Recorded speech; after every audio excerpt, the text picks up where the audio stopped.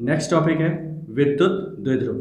विद्युत द्विध्रुव क्या होता है? विद्युत द्विध्रुव है दो समान, दोनों समान और विपरीत आवेश, एक प्लस और एक माइनस, तो एक माइनस एक प्लस आवेश समान, मतलब दोनों का परिमाण समान है। तो दोनों का परिमाण समान, दोनों की प्रकृति अलग अलग है, एक प्लस है एक माइनस है, अल्प दूरी पर स्थित है। दोनों के बीच में दूरी जो 2L है उसका मान बहुत कम है। कितना कम? ये micro coulomb, micrometer, nanometer, angstrom में तक हो सकता है। तो बहुत कम डिस्टेंस है, बहुत कम दूरी पर रखे हैं दोनों के दोनों आवेश।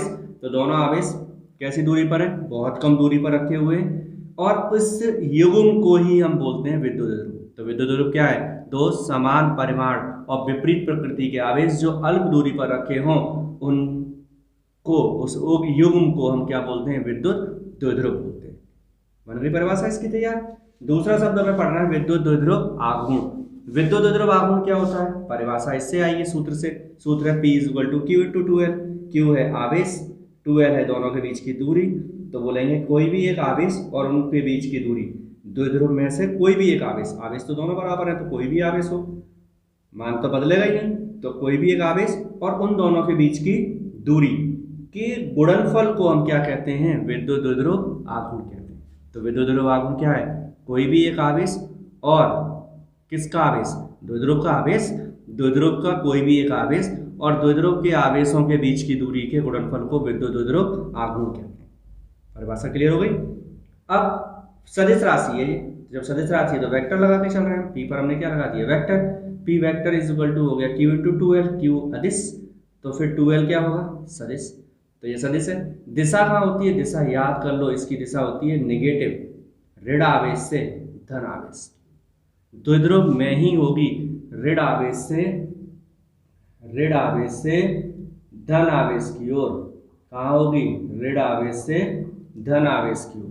तो द्विध्रुव आघूर्ण की दिशा कहाँ होती है? Negative to positive. क्लियर हो गई बात? तो नेगेटिव से पॉजिटिव होगा किसकी दिशा?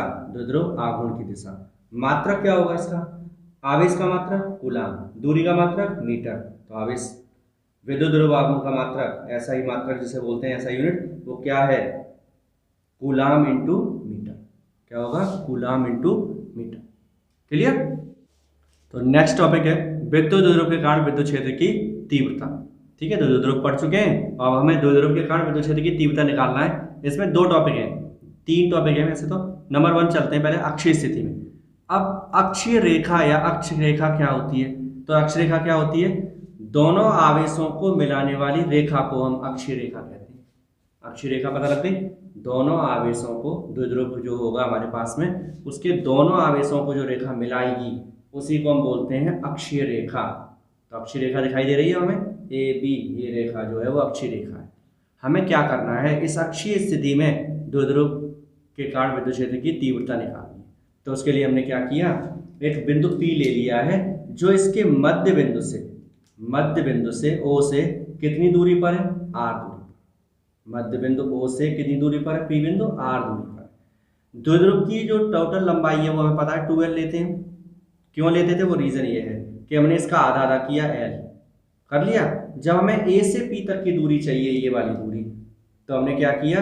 ये दूरी के लिए यहाँ तक R थी, आगे L और आ गई, तो टोटल कितनी बन गई? R + L। जब हमें B से लेना पड़ा तो हमने इसे L को माइनस कर दिया, तो दूरी क्या बची? R - L। अगर तुमने D लिया होता यहाँ तो D/2 लिखना पड़ता, तो यहाँ R - D/2, R + D/2 होता। तो कैलकुलेशन जब हम करेंगे तो D/2 प्रॉब्लम कर सकता था, बस और कुछ नहीं। लेकिन D/2 से करना चाहो तो D/2 से कर लो, वो भी गलत है। ठीक है, तो ये दूरी ले ली हमने। अब हमें करना क्या है? न्यूमेरिकल करने का एक सिंपल सा प्रोसीजर, और डेरिवेशन करने का सिंपल सा प्रोसीजर, ऐसे न्यूमेरिकल समझ लो। बिंदु P पर हमें क्या चाहिए? विद्युत क्षेत्र की तीव्रता चाहिए बिंदु P पर। तो जब बिंदु P पर हम विद्युत क्षेत्र की तीव्रता निकालेंगे तो A के कारण निकालेंगे और B के कारण निकालेंगे, दो जगह से निकालेंगे। विद्युत क्षेत्र की तीव्रता निकालेंगे और विद्युत क्षेत्र की तीव्रता का, बिंदु आवेश के कारण विद्युत क्षेत्र की तीव्रता का सूत्र कल पढ़ चुके हैं लास्ट टॉपिक में हम, और वो था KQ/R²। क्या था? KQ/R²। बस उसे यूज करेंगे सिंपली। कैसे? सबसे पहले हम क्या करते हैं? इसके लिए निकालते हैं -Q आवेश के कारण, -Q आवेश के कारण विद्युत क्षेत्र की तीव्रता, माइनस क्यू आवेश के कारण विद्युत क्षेत्र की तीव्रता। ठीक है, तो माइनस क्यू आवेश कहाँ है, यहाँ है। तो E A is equal to K Q upon R square. R क्या है, दूरी, दूरी कहाँ से, ए से पी तक, ए से पी तक, पी बिंदु पे तो चाहिए तुम्हें, तो ए से पी तक चले जाओ भाई, ए पी। ए पी है कितना वो भी पता है, R plus L, R plus L का होल स्क्वायर, समीकरण नंबर 1। दिशा भी हम लास्ट टॉपिक में पढ़ चुके हैं। दिशा क्या होती है, दो दिशाएं याद कराएंगे हमें विद्युत क्षेत्र की, पॉजिटिव टू पॉइंट यानी कि धनावेश से बिंदु की ओर, और पॉइंट टू नेगेटिव यानी कि बिंदु से ऋणावेश की ओर। बस ई ए की दिशा, क्योंकि आवेश कैसा है ये माइनस, तो कहाँ होगी, बिंदु से माइनस की तरफ। ई ए बिंदु से माइनस की तरफ, दिख रही है, हाँ दिख गई, ये गई बिंदु से माइनस की तरफ। ठीक है, अब यही काम हमें बी बिंदु पर रखे हुए आवेश के लिए करना है, सेम ये वाला काम। तो वो क्या होगा, अब हम निकालेंगे प्लस क्यू आवेश के कारण, प्लस क्यू आवेश के कारण विद्युत क्षेत्र की तीव्रता, प्लस क्यू आवेश के कारण विद्युत क्षेत्र की तीव्रता, सेम यही के क्यू अपॉन आर स्क्वायर लगाओ, E B is equal to K Q upon R square. R आएगा बी से पी तक, बी से पी बी पी, और बी पी की वैल्यू देखो फिगर में, आर माइनस एल, कितनी है, आर माइनस एल, तो आर माइनस एल रख दो यहाँ पर, समीकरण नंबर आ गया 2। तो ये ई बी आ गया, विद्युत क्षेत्र आ गया किस बिंदु पर, बी बिंदु के कारण पी बिंदु पर। अब हमें क्या चाहिए, लेकिन हमें ई ए और ई बी नहीं चाहिए, दिशा और ले लो भाई। कौन सा आवेश है, प्लस आवेश, कौन सा आवेश है, प्लस आवेश। प्लस आवेश के लिए विद्युत क्षेत्र की दिशा कहाँ होती है, प्लस से बिंदु की ओर, प्लस से बिंदु की ओर, चलो ई बी। ठीक है, अब क्या करना है, देखो क्षेत्र में दोनों की दिशा कैसी है, विपरीत, और विपरीत होने पर क्या करोगे, माइनस करेंगे सर, परिणामी निकालने के लिए माइनस कर देंगे, विपरीत दिशा होगी, एक होती तो सेम होती तो क्या करते, जोड़ देते, तो माइनस कर दो। माइनस करेंगे तो हमें दो समीकरण है, दोनों में माइनस करना है। बड़ा कौन है वो ढूंढ लो, इसका हर छोटा है तो ये बड़ा है, इसका हर बड़ा है तो ये छोटा है, तो माइनस कर दो, ई बी माइनस ई ए, तो परिणामी विद्युत क्षेत्र, परिणामी विद्युत क्षेत्र, तो परिणामी विद्युत क्षेत्र आ जाएगा E is equal to E B minus E ए।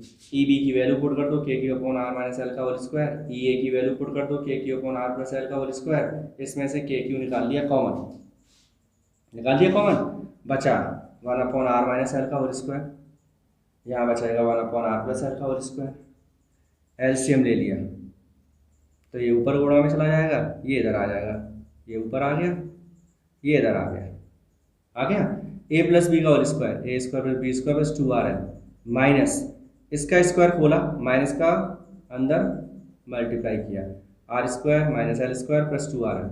ये है A minus B, A plus B, तो ये हो गया A square minus B square, और इसका पूरे का क्या चल रहा है, होल स्क्वायर। ठीक है, कोई प्रॉब्लम नहीं है। आर स्क्वायर से आर स्क्वायर खत्म, एल स्क्वायर से एल स्क्वायर खत्म, 2 आर एल बन गया 4 आर एल, नीचे जैसा का तैसा। 4 को हमने लिख दिया 2 गुणा 2, तो 2 आर के साथ 2 एल के साथ दोनों का बंटवारा कर दिया, हो गया बंटवारा, 2l और 2r। q इंटू 2l क्यों बनाया, क्योंकि ये बन गया p, द्विध्रुव आघूर्ण p बन गया, और 2r है जैसा का तैसा, नीचे भी जैसा का तैसा, कुछ नहीं किया, हो गया। अभी अभी हमने पढ़ा कि द्विध्रुव आघूर्ण जो होता है उनके आवेशों में दूरी बहुत कम होती है, तो दूरी जब बहुत कम होगी तो 2l बहुत कम, आधा करो तो और कम, उसका स्क्वायर करो तो और कम, तो फिर बहुत ज़्यादा कम को मतलब नहीं है, साथ में घुमाने का, हटाओ। एल स्क्वायर का मान आर स्क्वायर से बहुत कम है, अतः इसे नगण्य मानकर छोड़ दो। ये याद कर लो, फिजिक्स में खूब काम आएगा। ठीक है, जब बहुत छोटा होगा, अगर अभी हम गणना करेंगे तो 2 अंक निकालेंगे, 4 अंक निकालेंगे, 6 अंक निकालेंगे, 10 की घात माइनस 6 में कैलकुलेशन चल रही है, और ये आ जाएगा 10 की घात माइनस 12, तो 12 को कौन लेके घूमेगा, हटाओ इसे, हटा दो। आर स्क्वायर के सापेक्ष नगण्य मान के छोड़ेंगे, एल को नगण्य नहीं मान रहे हैं, आर स्क्वायर के सापेक्ष नगण्य है। ठीक है, जैसे अब करोड़ों रुपए आ जाए तो 10-20 हज़ार रुपए दान करने में कोई परेशानी नहीं, करोड़ों रुपए हो तो, और 10-20 हज़ार वैसे बहुत वैल्यू रखता है, समझ गए। तो वैसे ही सापेक्ष नगण्य मानकर छोड़ दो, एल स्क्वायर को छोड़ते ही आर की घात 2, 2 4 घात बन गई, ऊपर KP2R वैसा का वैसा ही, एक घात कट गई तो नीचे बची 3, और हो गया K2P अपॉन R। ये है अक्षीय स्थिति। क्या है ये? अक्षीय स्थिति में द्विध्रुव के कारण विद्युत क्षेत्र की तीव्रता। ठीक है, अक्षीय स्थिति में। किस स्थिति में? अक्षीय स्थिति में। हो गया क्लियर? तो एकदम सिंपल सा टॉपिक है। दिशा और बता देते हैं इसकी। ई वेक्टर की दिशा कहाँ होती है? अगर हम यहाँ पर लिखें कि हाँ भाई ई वेक्टर कहाँ होगा दिशा, तो लिखेंगे K2P वेक्टर बटे R की घात 3। एकदम सिंपल सा है, इसमें कौन सी बड़ी बात है सर? हाँ, अभी तो कोई बड़ी बात नहीं है, क्योंकि ये सदिश है। अदिश अदिश इसका कोई मतलब नहीं है, तो ये सदिश बना दिया। देख लो लेकिन ये सही है कि नहीं। दिशा इससे लिखने का मतलब है कि ई की दिशा और पी की दिशा एक ही होनी चाहिए। देखो जरा है कि नहीं। पी की दिशा कहाँ होती है? माइनस से प्लस। इधर पी की दिशा होती है ये गई पी की दिशा, और ई की दिशा कहाँ होगी? इस ई की दिशा होगी इससे आएगी, इससे परिणामी विद्युत क्षेत्र आएगा इससे, क्योंकि ये बड़ा था तो जो दिशा होगी वो बड़े वाले की होगी। बड़ा वाला कौन है? ईबी। ईबी की दिशा, अरे वाह, ये दिशा तो मैच कर गई, तो ये सूत्र भी सही है भाई। क्लियर? तो ये तैयार हो गया हमारा अक्षीय स्थिति में। ओके।